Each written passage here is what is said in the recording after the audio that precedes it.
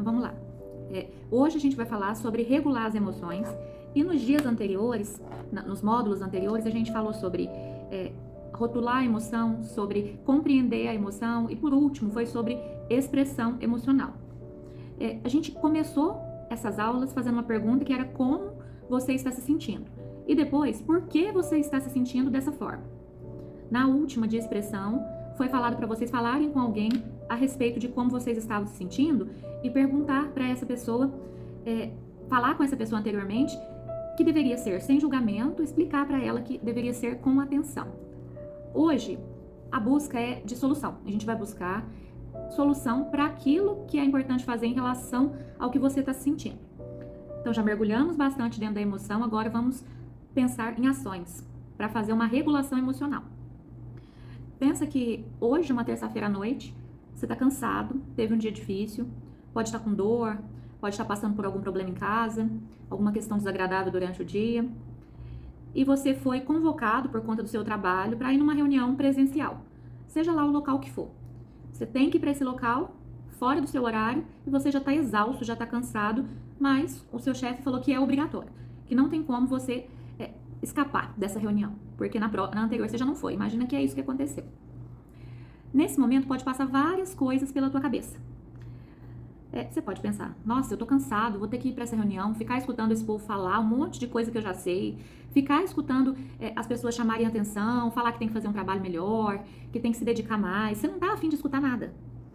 Então, qual a solução? Se a gente está em busca de solução, qual a alternativa para esse sentimento de desagrado que você está tendo? Esse sentimento desconfortável. Você está irritado, distraído, cansado, você não está bem, você está naquela parte do gráfico mais desagradável. Você pode pensar, eu vou tentar mesmo assim, mesmo não estando no meu melhor momento, vou tentar me concentrar ali e participar. Você pode falar, eu não vou de jeito nenhum, eu vou ficar em casa porque eu não sou obrigada a nada. Ficar revoltado e não ir, mesmo falando que é obrigatório. Você pode tentar ficar positivo, se forçar a sentir algo melhor. Você pode ir para a reunião, ficar saindo de 5 em 5 minutos, ir lá fora, fumar um cigarro, ficar mexendo no Instagram, lá dentro da reunião mesmo, no celular, jogando um joguinho. Pode ficar olhando pro relógio toda hora, pensando que horas esse vai acabar. Você pode ir, no meio você levanta e sai. Você pode pensar, eu vou aguentar até onde que der, sem saber o que fazer. São estratégias para lidar com as emoções desconfortáveis. Tem um fato e tem emoção aí envolvida. Tem o desagrado envolvido. Então, você traçou algumas estratégias, que pode ser uma dessas aí, depende muito do teu perfil, do teu temperamento. Você vai pensar em coisas diferentes. Mas será que essas estratégias, elas seriam eficazes?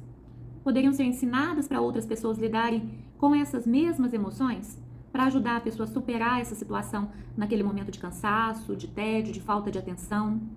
Dá para passar isso para frente? Pensa e segura isso um pouco. Agora vamos para outro cenário imaginário.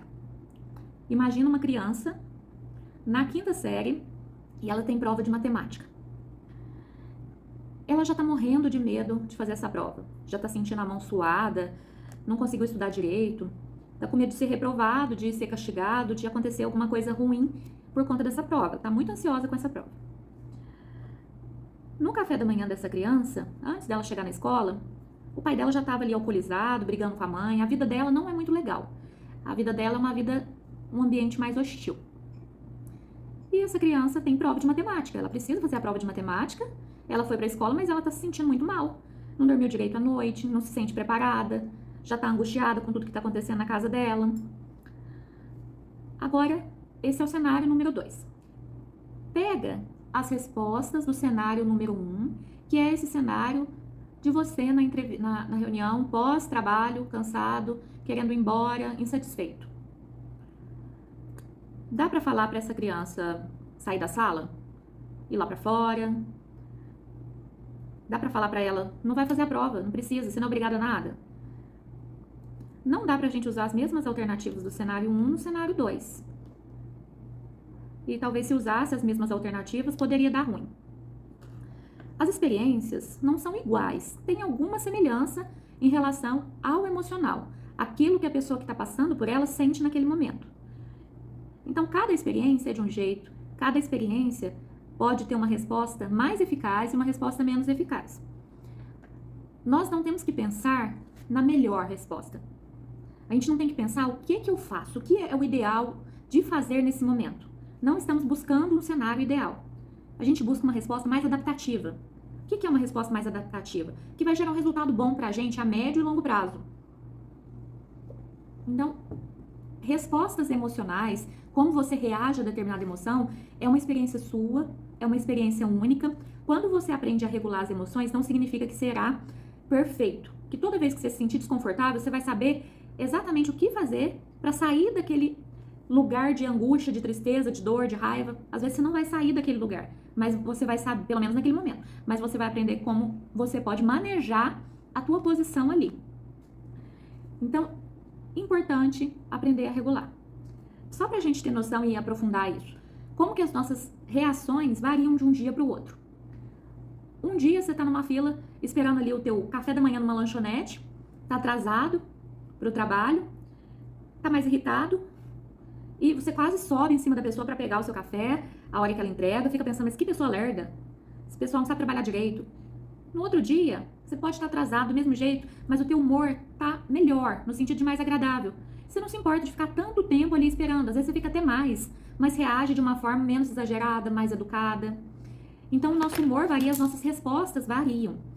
Por isso que quando eu digo que uma coisa que acontece na nossa vida é só um fato, é porque o que vai mudar é o que a gente pensa a respeito daquilo. E esse pensamento nem sempre é fixo. Um dia você pensa uma coisa, outro dia você pensa outra a respeito, muitas vezes, da situação muito parecida. E na regulação emocional, vamos ver estratégias, né, para você lidar com isso, e não significa que essa estratégia vai funcionar para todas as situações. Não significa que você vai usar sempre a mesma. Você pode mudar as estratégias conforme a situação e conforme você está sentindo naquele momento. Hoje nós vamos ver 3 estratégias importantes para regular o emocional. E tem uma coisa que a gente tem que saber, que regular o emocional não é manter aquele controle excessivo, não é você suprimir a tua emoção. E também não é você deixar ela correr solto como se fosse uma hidrelétrica que rompeu a barragem e sai pegando meio mundo. Então, não são esses 2 extremos. Regulação é você ir para o centro, ou mais próximo dele. Você sair do tudo ou nada. Você sair da expressão como se fosse uma barragem estourada, ou da expressão que não existe, da expressão indiferente. Quando a gente começa a observar os bebês, a gente aprende muito. Na expressão, a gente viu que o bebê, como ele expressa as emoções dele, inicialmente, através do choro. Como que ele regula as emoções dele? De uma forma simples e primitiva. Muitas vezes, com alguma coisa que é conforto para ele. Às vezes a criança chupa o dedo. Às vezes a criança, quando você oferece, ela encontra conforto numa chupeta. Quando ela está mais crescidinha, tem um objeto o qual ela se apega e se sente mais segura, regulada com aquele objeto. Então, esse conforto emocional que os bebês têm quando chupam o dedo, é um tipo de regulação. A gente faz regulação emocional todo dia sem perceber que está fazendo. E o objetivo dessa regulação é gerenciar, é administrar a nossa ação, a nossa resposta emocional. Cada interação que você tem com outro ser humano e até com um animal envolve regulação emocional. Você regula e corregula. Muitas vezes nós estabelecemos um estado emocional baseado no estado do outro. Não sei se vocês já perceberam, quando começam a conversar com uma pessoa que está um pouco mais calma, às vezes você está muito agitado, você regula com ela. Você desce um pouco na tua agitação. E muitas vezes você chega num ambiente que está todo mundo gritando, falando alto, irritado. Você pode estar calmo e muitas vezes você sobe, você regula com aquele ambiente, com aquelas pessoas. A gente está fazendo isso o tempo todo. E por que é importante a gente aprender isso? Para a gente não ser tão influenciado pelos estados emocionais alheios. Para a gente, antes de ter uma reação, ter um pensamento crítico para envolver uma ação e não uma reação. A reação, muitas vezes, é a hidrelétrica, a barragem estourada que está rompendo tudo. E é isso que a gente quer evitar. Então, sem controle paranoico da emoção e sem deixar ela fazer muito estrago.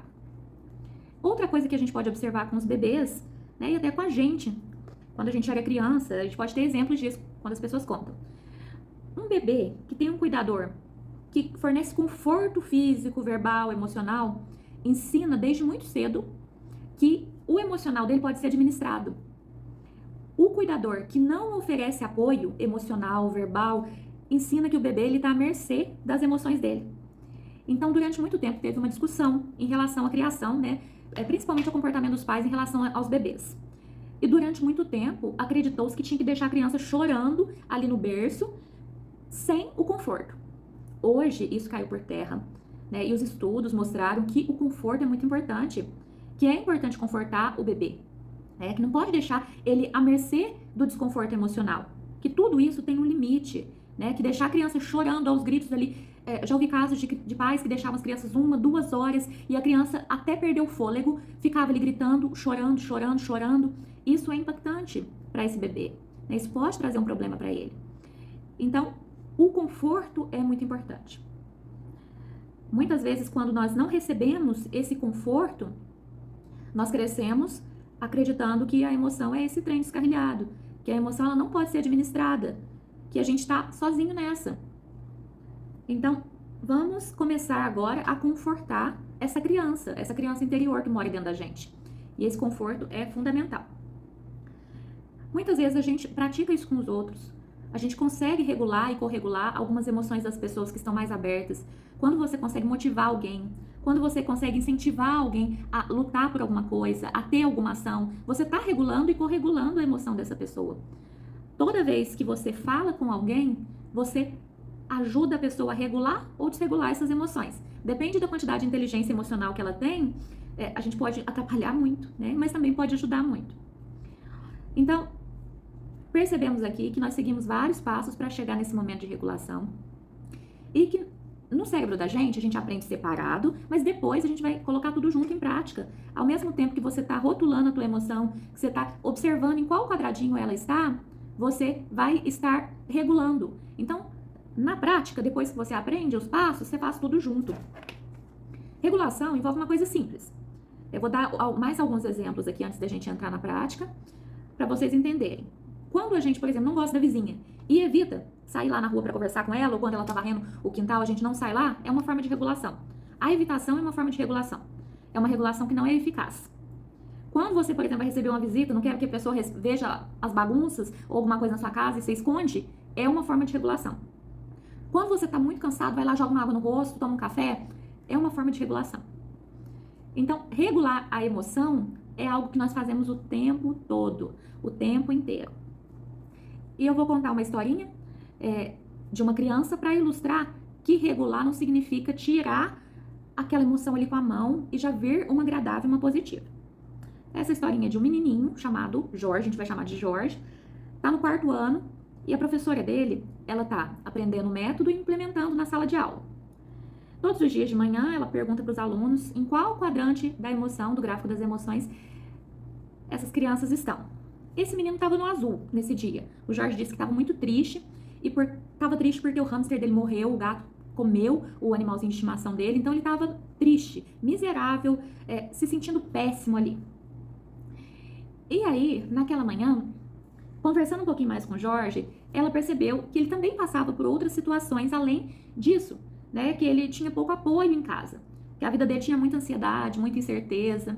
E a professora perguntou para os colegas dele: o que vocês podem fazer ou dizer para apoiar o Jorge hoje? E aí os alunos começaram a falar. Uns falavam: Jorge, posso te dar um abraço? E iam lá, abraçava ele, quando ele permitia. Outros falavam: Jorge, você pode contar comigo hoje a qualquer hora, se você quiser conversar, pode me chamar no WhatsApp, que eu vou conversar com você. Outros falaram para ele: Jorge, vai almoçar na minha casa hoje, quem sabe você se sente um pouco melhor. E aí foi um a um, falando alguma coisa que eles podiam fazer para apoiar o Jorge. O Jorge estava perturbado, estava no quadrante azul, e ele continuou no quadrante azul, porque ele estava triste, né? Ele continuava triste, só que ele começou a subir um pouquinho no azul. A expressão facial dele foi melhorando, ele foi consolado, ele foi apoiado, ficou muito claro para ele que se importavam com ele naquele momento. Ninguém falou para o Jorge: Jorge, você tem que ficar feliz, porque você é um menino tão bonito, ou falar para ele assim: Jorge, isso não é nada. O meu gato morreu anteontem e hoje eu tô bem. Então ninguém falou isso pra ele, né? Mas apoiaram ele naquela dor que ele estava sentindo. Ok, o que isso mostra pra gente? Que o apoio é importante? Também. Que esse apoio vai vir sempre? Não, porque nem sempre a gente está numa sala de aula onde a professora está estudando inteligência emocional e está aplicando o método Huller para poder apoiar os alunos e ajudar eles. Mas a gente pode fornecer pra gente esse autoapoio. E vamos ver como daqui um pouquinho. Então, nem sempre vamos conseguir sair do quadrante azul ou do vermelho, mas vamos aprender a lidar com isso dentro do local onde estamos. E nem sempre você vai conseguir tirar a pessoa daquelas emoções negativas, dos tempos difíceis que ela está vivendo. Você não vai conseguir arrancar o sofrimento dela ali. Mas você vai apoiar ela dentro daquele sofrimento para que ela possa se sentir ao menos ouvida. Então, dá para fazer isso com o outro? Dá. Dá para fazer com a gente? Dá também. Então, a gente vai ver agora os 3 passos.